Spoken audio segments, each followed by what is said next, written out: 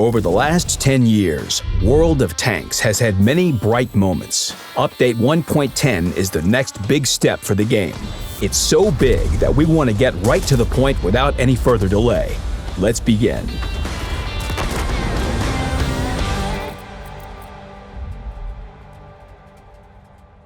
The first big new feature is the fully reworked equipment system. The changes will be apparent the moment you launch the game. Now the number of slots for equipment and consumables depends on the vehicle's tier. Neither will be available for Tier 1 vehicles. These vehicles can't experience fires, their crews can't be injured, and the modules can't be damaged, except for suspension, but even that's for a shorter time. At Tier 2, you can mount one equipment item and one consumable. The crew is still invulnerable, but modules can be damaged. Fires can also happen, but they deal reduced damage. At Tier 3, there are 2 slots for equipment and consumables. Fires still deal reduced damage. And starting at Tier 4, all 3 slots are available for both equipment and consumables.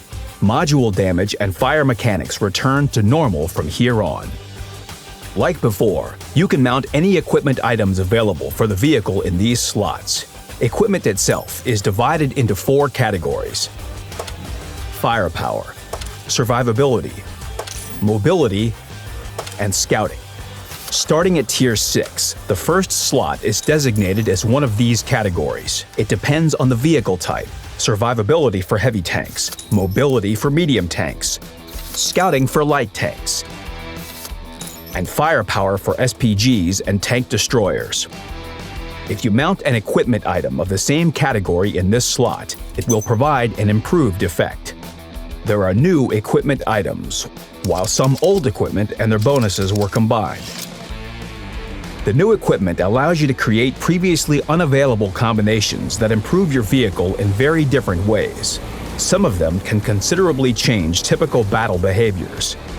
Most equipment is divided into 3 classes featuring different prices and tier availability. The camouflage net and spall liner are the exceptions to this. With this update, the old equipment will be replaced with new equipment based on the reworked system. All improved equipment on your vehicles will be automatically unmounted and moved to the depot. All players will receive demounting kits for free to reconfigure their vehicles. Additional kits may be obtained by completing daily missions or purchasing with credits. You can learn more in a separate video and in a special article on the portal. The updated equipment system gives players a chance to experiment and create new, unusual tactics. That includes tactics using the latest vehicles.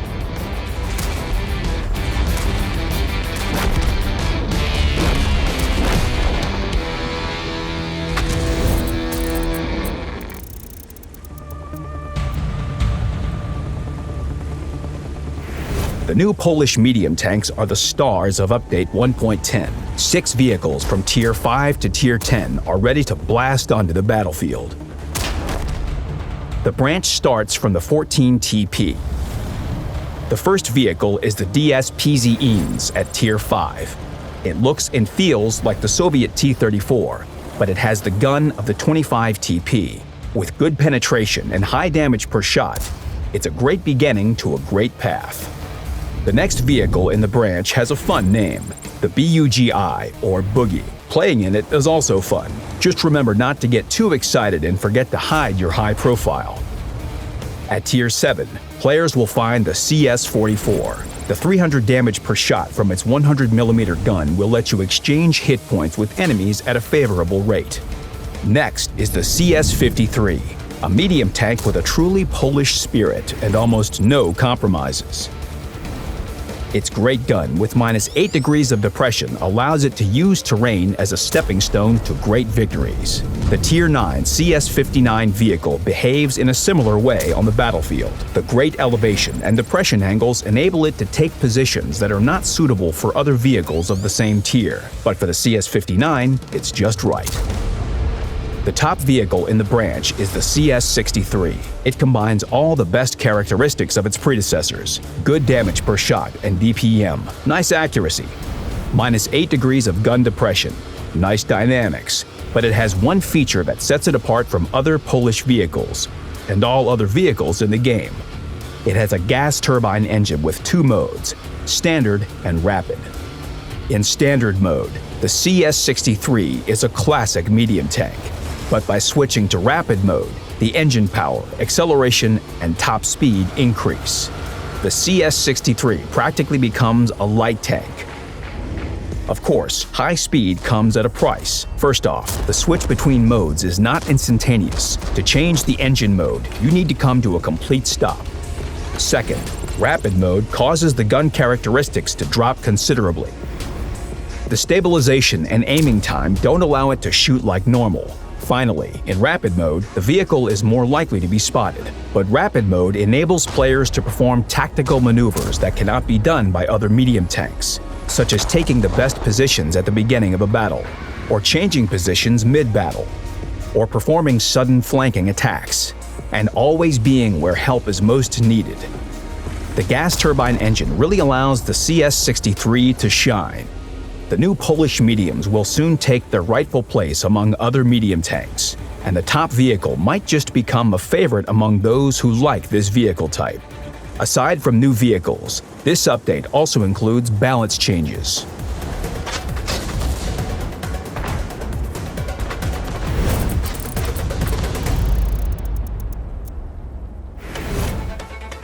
The Object 430U and the Progetto 65, as well as their predecessors, the Object 430 and the Standard B, are pretty good high-tier vehicles.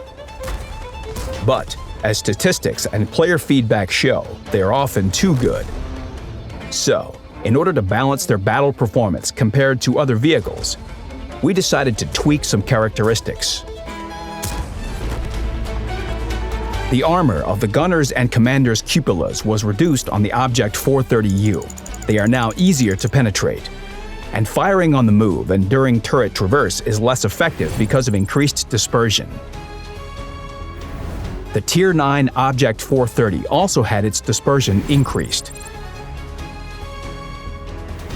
Noticeable balance changes were also made to the Progetto 65. Now its turret traverse is slower.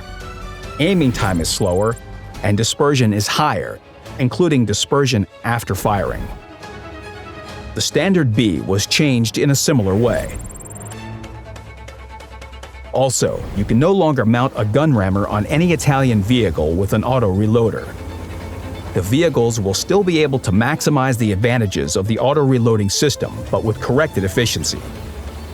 This also concerns the Progetto M35 Mod 46 premium vehicle, but in its case, the gun characteristics were changed as if a standard gun rammer had been mounted on the vehicle, and the now empty slot can be filled with something else. With the release of Equipment 2.0, there will be a lot of options. You can learn more about all the changes in the article on the portal. The balance changes will slightly clip the wings of all 4 of these vehicles, but their key features will be fully preserved.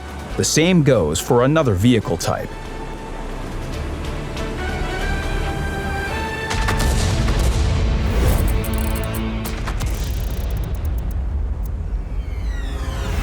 Wheeled vehicles have been quite controversial among players for some time.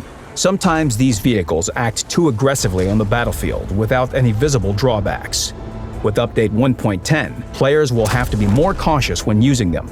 Now, damaged wheels slow the vehicle down more significantly, and slow vehicles are easier targets. The updated suspension damage mechanics also affected the Panhard EBR 75 FL10 premium vehicle. However, it's compensated with specific physics settings. The behavior of this vehicle is the same in the new system as it was before. Additionally, the general acceleration dynamics and top speed of wheeled vehicles have decreased, as well as the effectiveness of their guns. Now these vehicles are not as big of a threat, and the cost of risky maneuvers went up considerably. But Update 1.10 also introduces some positive changes to the characteristics of some vehicles.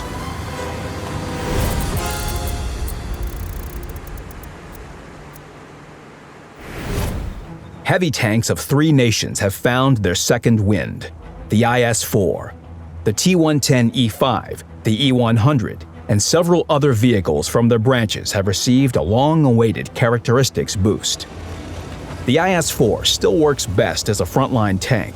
It's harder to penetrate head-on, and the turret and hull now move faster, which will allow the vehicle to react quicker to changing situations. The Top Gun is now more suitable for close-quarters combat. It's slightly less accurate, but it aims and reloads faster. Additionally, the dispersion on turret and hull traverse decreased. The characteristics of other vehicles in the branch, the ST-1, the KV-4, and the KV-3 were also changed regarding close combat. The T-110E5 is still the same universal soldier with good armor and imposing firepower. But it now has higher damage per minute and lower dispersion. The M103 and T-32 have also become forces to be reckoned with on the battlefield. The super heavy E-100 was improved in the places where it was most expected. The front of the turret received additional armor. It's no longer so easy to penetrate the E-100's cheeks. In addition, the vehicle received an updated alternative gun that's better suited for close combat. It's not as accurate, but it has a better rate of fire and higher damage. And the 15cm gun now aims faster. The E-100 became more comfortable to play in. Other vehicles in the branch, starting from Tier 6, now have better, more effective guns. And on top of that, each vehicle had its turret armor improved. You can learn more about all the changes in the article on the portal.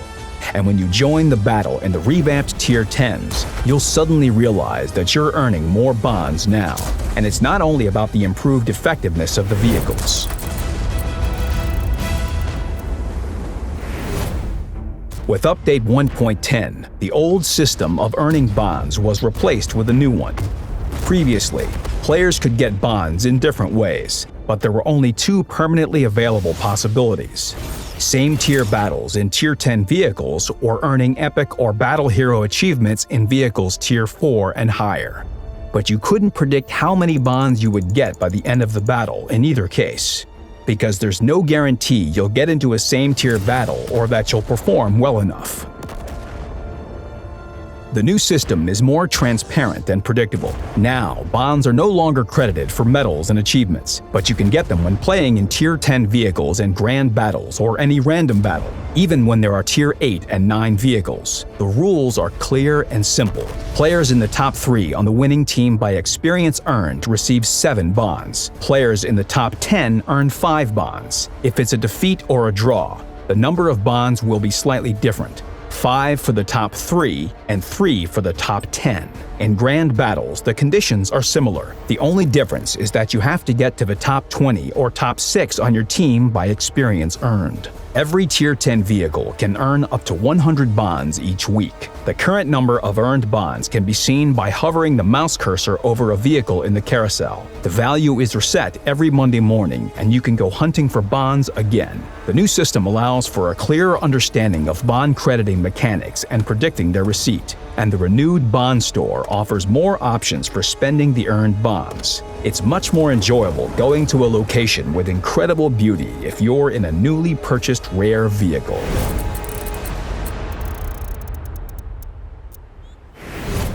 The good old Pearl River map is finally back. After it was removed from the game, it didn't make it to the list of revamped maps for Update 1.0.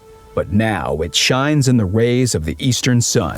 The map size is 1,000 by 1,000 meters. It's available for standard and encounter battles in vehicles from Tier 3 to Tier 10. Pearl River changed not only visually, but also in terms of gameplay. The old version suffered from its corridor-like layout. There was not enough space in certain areas. The developers tried to fix this and some other problems by removing 2 narrow spaces and adding new details. The village on the hill is at the center of the map. This is an important spot for seizing the initiative and having lines of fire in many directions. Light and medium tanks will definitely be useful here. Slow and well-armored vehicles better go to the gorge. The cover there allows them to use armor more effectively and deliver fire at close range. More maneuverable vehicles will excel in the rice fields, covered by tank destroyers. They can carry out blistering attacks there. Pearl River returned with a fully revamped look.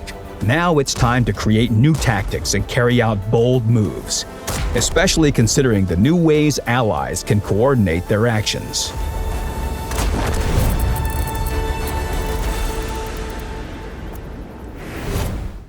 The system of in-battle communication was reworked to become more clear, informative, and useful.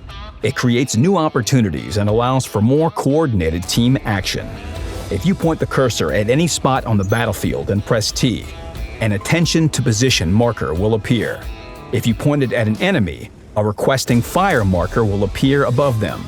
If you point it at an ally, a request for support will appear. And if you point it at a base, a request for its capture or defense will appear. You can also state your intentions.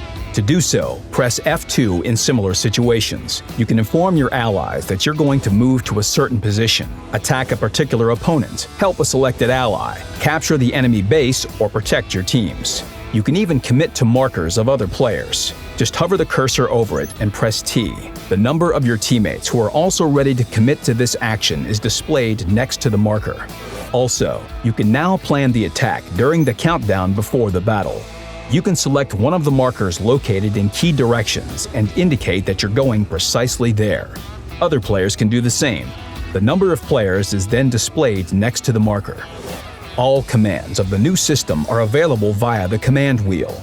The lower two are permanent, while the upper two depend on the object the cursor is hovering over. You can even thank any teammates who helped you.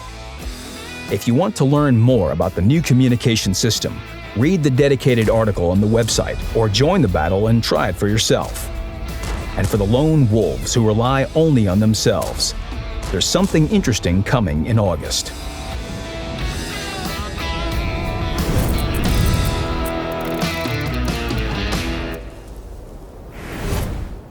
Sometime after the release of Update 1.10, the second half of the big expedition will become available, Steel Hunter. This well-received mode is back. You can either play solo or in a platoon. Hunt for airdrops, set traps, stage deceiving maneuvers, face enemies head-on, and join the intense final clash. All of this is in Steel Hunter, and now it's available on 2 maps. In addition to the already familiar Dreamland, another memorable location will appear, Arzagir 404. All players can choose from 5 new tanks divided across 3 roles: sturdy survivalists, dangerous hunters, and a swift scout. They have their own unique abilities and combat features. Like before, tanks turn into more menacing vehicles as the battle progresses. There are now fewer progression levels and tech tree branches. However, thanks to more vehicles, game diversity improved. Get ready for unpredictable battles in Steel Hunter. All players will have the opportunity to earn many rewards and tokens to get one of 3 Tier 9 reward tanks: the Soviet Warrior Object 777 version 2, the French shooter Char Future 4, or the American Universal Soldier AE Phase 1. Expedition will be in full swing in August, but that's not the only major event of the month.